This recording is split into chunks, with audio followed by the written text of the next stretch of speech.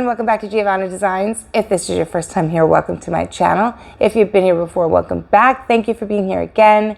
We are getting back to basics today and going Dutch pour with paint and water only. You know, this is the original way that the Dutch pour was created, so I want to get back into that. I've done it a few times. It's very, very different from using pouring mediums. So I think that's why when a lot of artists say, hey, you got to try it out and see what works for you, you know, we're not trying to be vague about our pouring mediums. Truly, everything makes just the biggest difference. This pouring medium versus that one, this ratio versus that one. And we all have our favorites. We all have our preferences. So, you know, you do have to kind of go off of people's recipes, but then tweak them and feel free to make them your own. So for this one, again, right back to paint and water, the easiest pouring medium possible, just water. It's not a pouring medium, but you know what I mean. And the easiest recipe, that's what I meant to say. Is paint and water. And you know, I have to warn you though, it uses a lot more paint than when you're using a pouring medium, so it can get pricey because generally speaking, when you're just using paint and water, you want to use a higher quality paint with more pigments. So an Amsterdam, a Grumbacher, you know, the Liquitex Professionals, those sorts of paints will hold up to a higher content of water when you're mixing. So just be aware of that. All right, we're gonna do some really vibrant colors, so let's get going.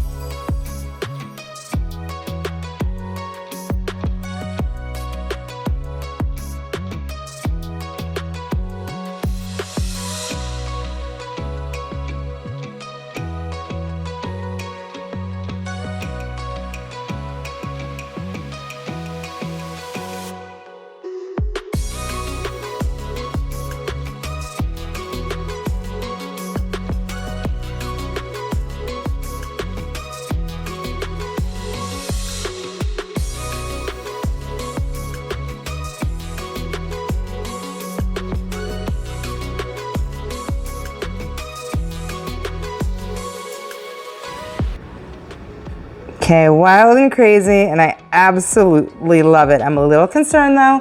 It looks like it might break up as it's drying, so let me show you what I mean. So here's why I put in that texture from the torch. If you can see little bubbles, right? You can add a lot of texture with a torch on the edges if you like. You know, you can pull out some color from underneath the white if it's stuck under there, or just add some white accents if you like. Look at all that crazy color, I love it. But over here, and I'm going to try not to move you too quickly, look at all this. I love the webbing in there, the sparkle of the pearl, it's beautiful. But now we're going to get over here, and you see that's happening? It's a little bit of the, you know, of the texture and a little bit of breaking up. There we go. See the copper?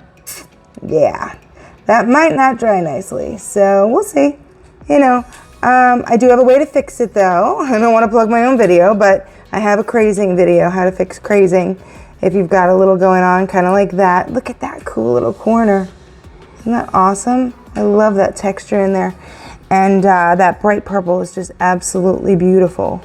It really adds a lot of contrast to the whole piece.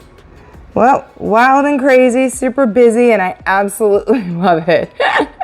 Now we just cross our fingers and hope it dries nicely. I do like the negative space in there too. All right, thank you so much everybody for hanging out with me tonight. If you want to see any of my other work, check out my Instagram, which is @Giovanna Designs.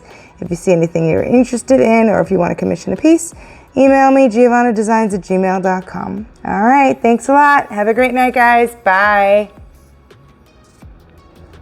Okay, so I don't usually show my dried pieces because they really don't change that much from when they're wet. But this one, I just wanted to bring you in and show you because I was worried about the way that it was going to dry. It dried beautifully. Look at that. You don't see any of that concern that I had when it was wet. None of that area over the copper. None of that area down here that I was a little worried about.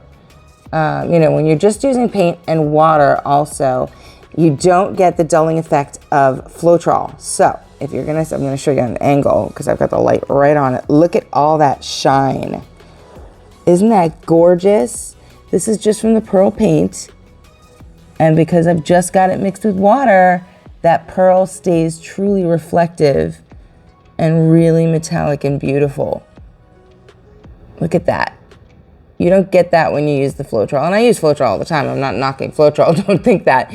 But when I do a paint and water piece, it really always just amazes me how much life you get from their colors when you're not using the Floetrol. So if you want to just use maybe a gloss medium or, you know, some other things if you're looking for this effect to stay, or if you just want to use water.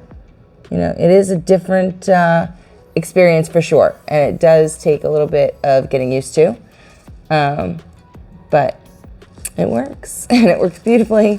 All right, thanks a lot, guys. I will see you next video.